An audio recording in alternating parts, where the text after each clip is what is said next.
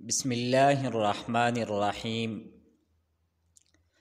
د هدایت النحوی د دروسو په سلسله کې دا زمونږه دریم درس دی. مصنف رحمه الله فرمایي: اما المقدمة ففي المبادئ التي يجب تقديمها لتوقف المسائل عليها وفيها فصول ثلاثة.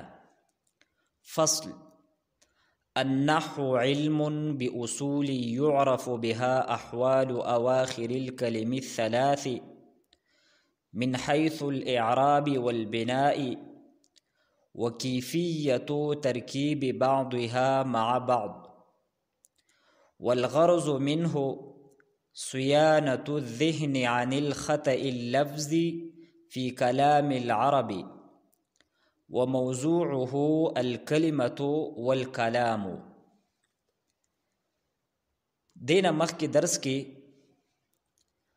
دا خبره مونږه ذکر کړې وه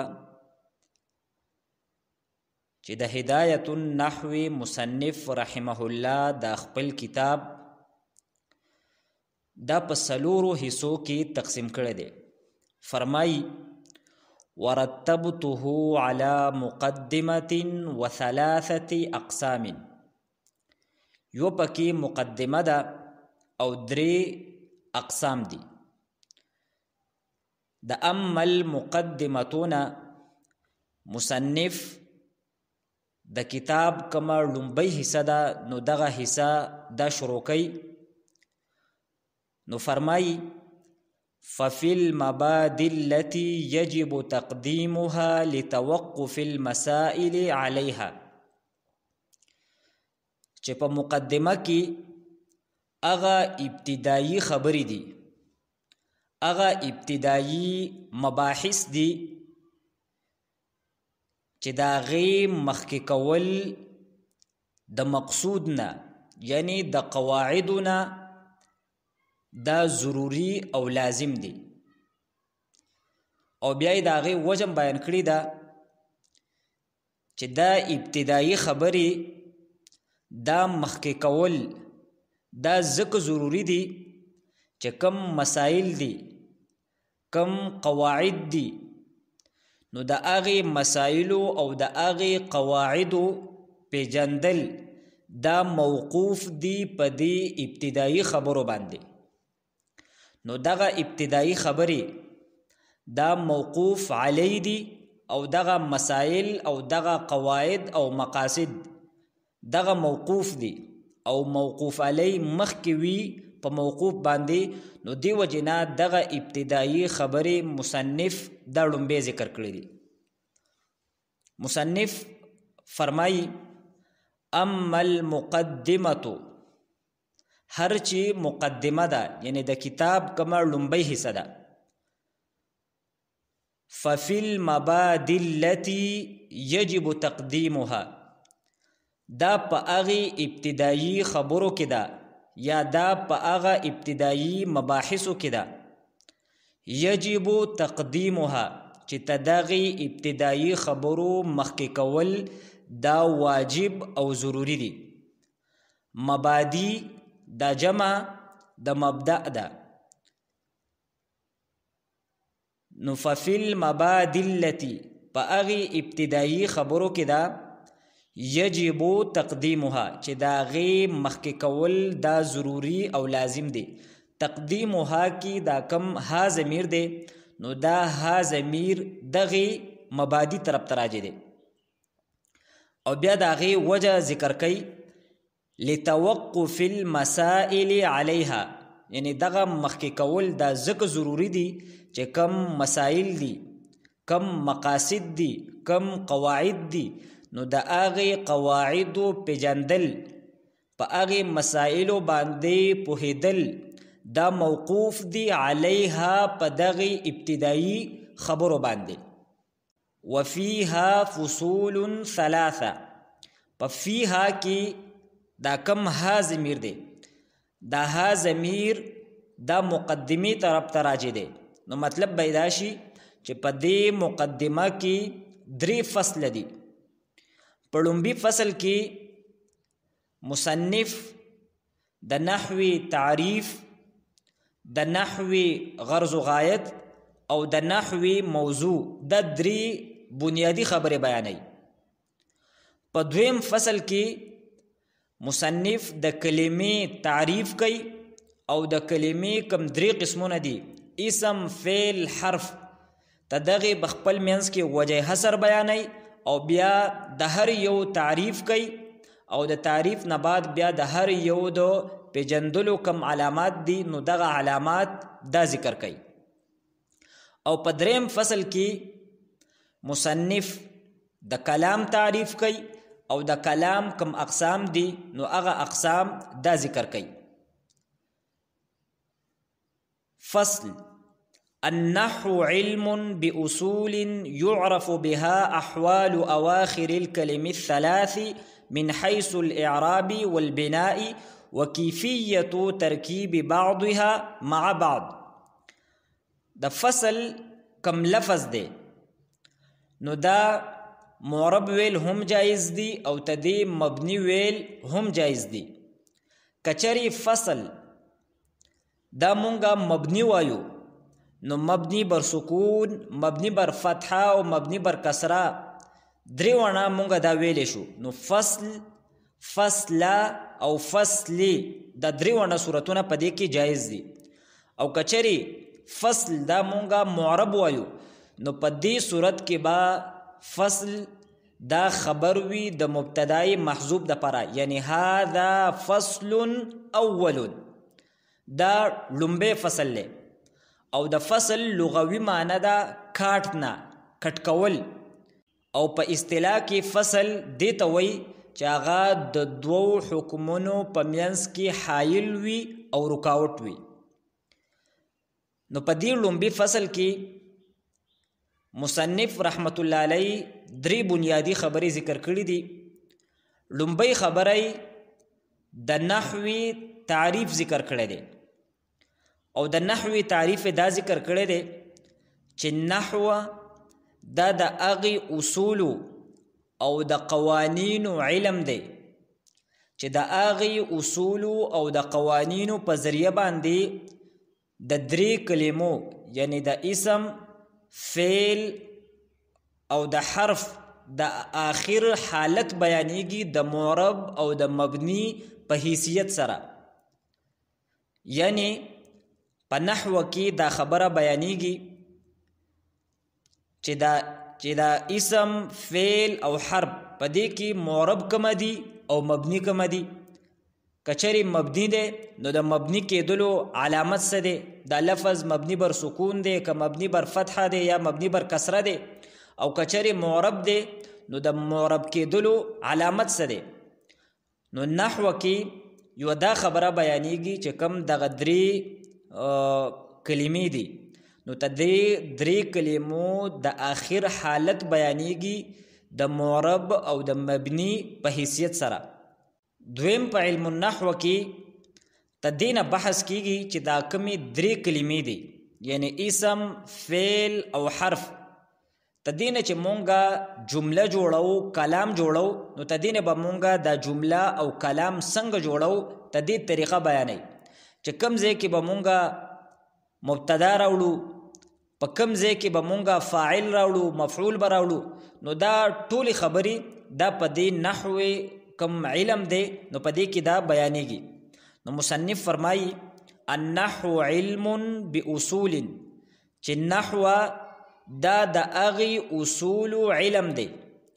اصول دا جمع دا د اصل، او اصل دا قانون ته وایي، بنیاد ته وایي، قاعدې ته وایي چې د هغې اصولو او د هغې قوانینو علم دی.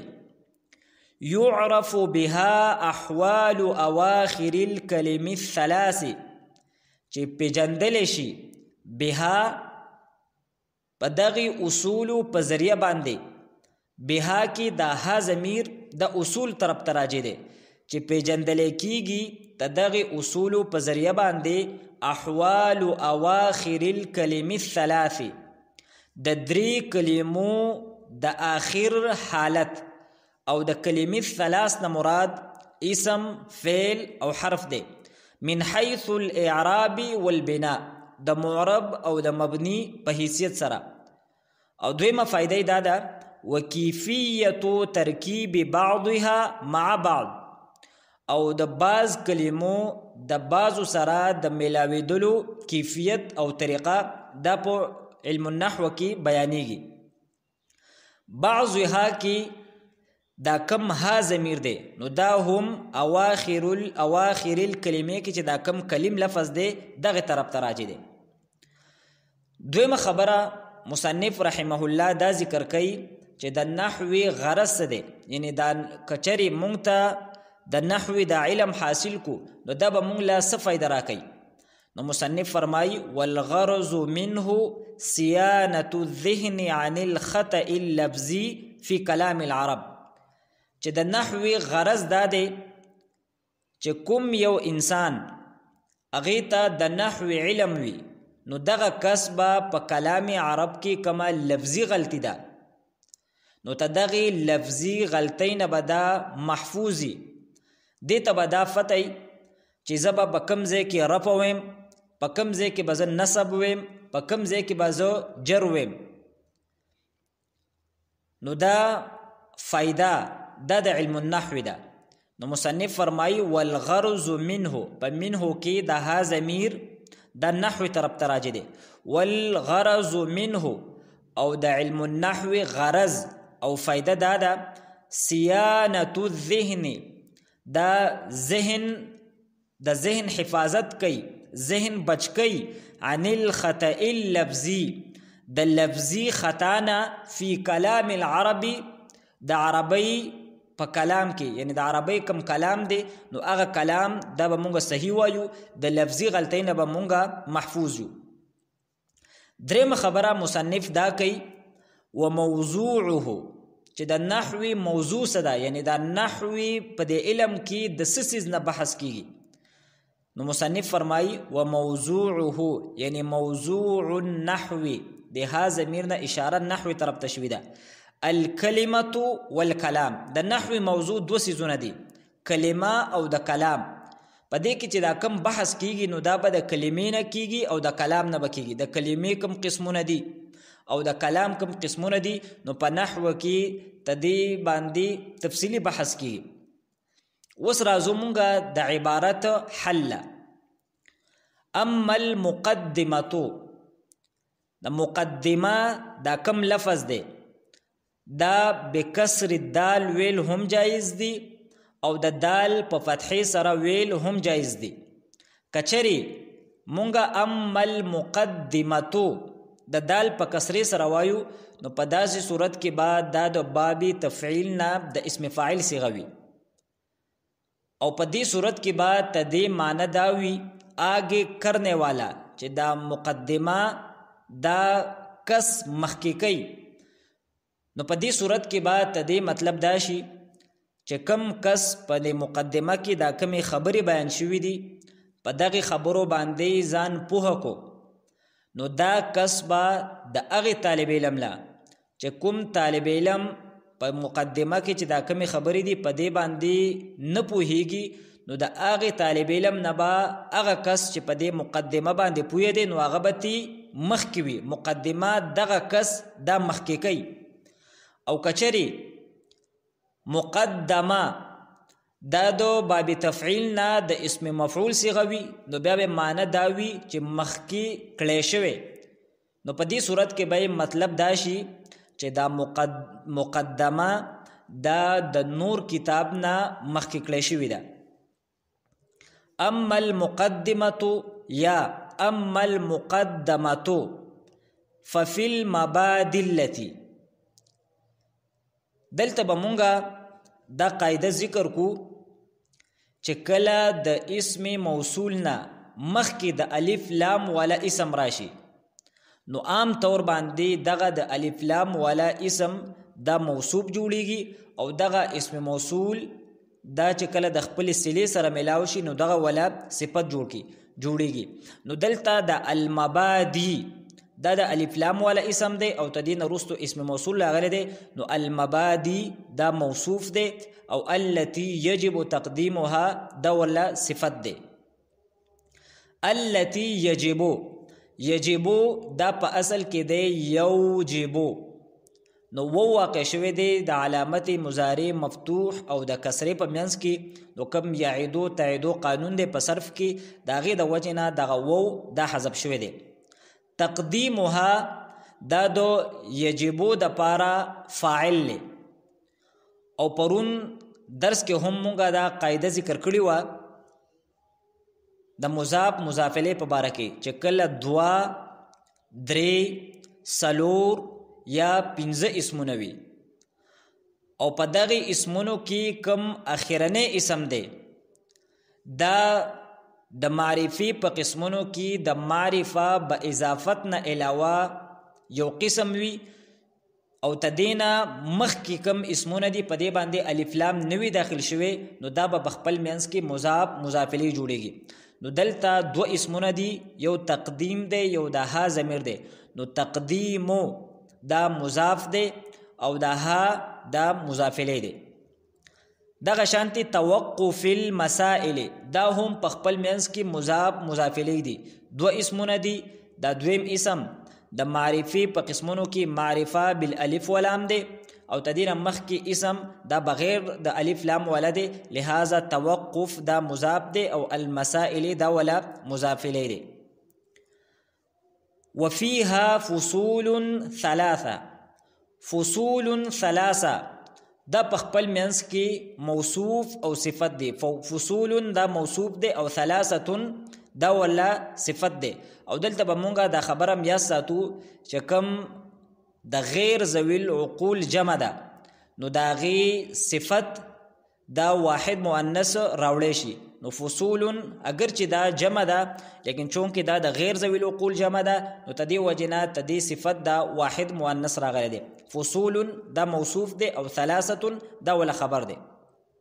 او د فصل په باره کې مونږه خبره ذکر کړه چې دا مبني بر سکون ویل هم جایز دي او دا مبني بر فتحه کسره او دغه شانتي دا معرب ویل هم جایز دي.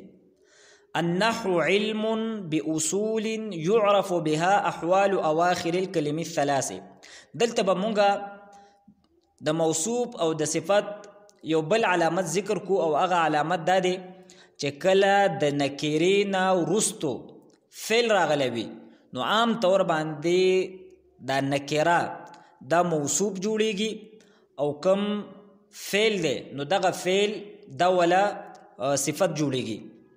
نو دلته هم اصول دا نکره ده او تدی اصول نرستو فعل راغلی دی یعنی یعرف بها احوال اواخر الکلم 3 نو اصول دا موصوف دی او یعرف بها احوال اواخر الکلم 3 دا جمله ولا صفت دی. یعرف دا د فعل مضارع مجهول صيغه ده او کم مجهول صيغه وي نو هغه نائب فاعل غواړي نو تدې د پاره احوال اواخر الکلم 3 دا ولا نائب فاعل له. احوال اواخر الكلم 3 احوال اواخر الكلم دلته هم 3 اسمونه دي او کم دریم نمبر اسم دی نو دا د معرفي په قسمونو کې معرفه بالالف ولام دی او تدین مخکې چې دا کم 2 اسمونه دي نو دا داسې 2 اسمونه دي چې په دې باندې الف لام نه داخل شوی نو دا هم په خپل منځ کې مضاف مضافله دي. احوال مضاف دی اواخری دا مضافله ده د احوالو د پاره او مضاف دی د الکلم طرف ته او بیا الکلم دا مضافله ده. من حيث الاعراب والبناء حيث الاعراب دا مضاف مضافله ده او والبناء دا عطف دی په اعراب باندې نو څنګه چې اعرابي دا مجرور دی د حيث مضاف د وجنه نو دغه شانتي البناء دا هم مجرور دی د حيث مضاف د وجنه.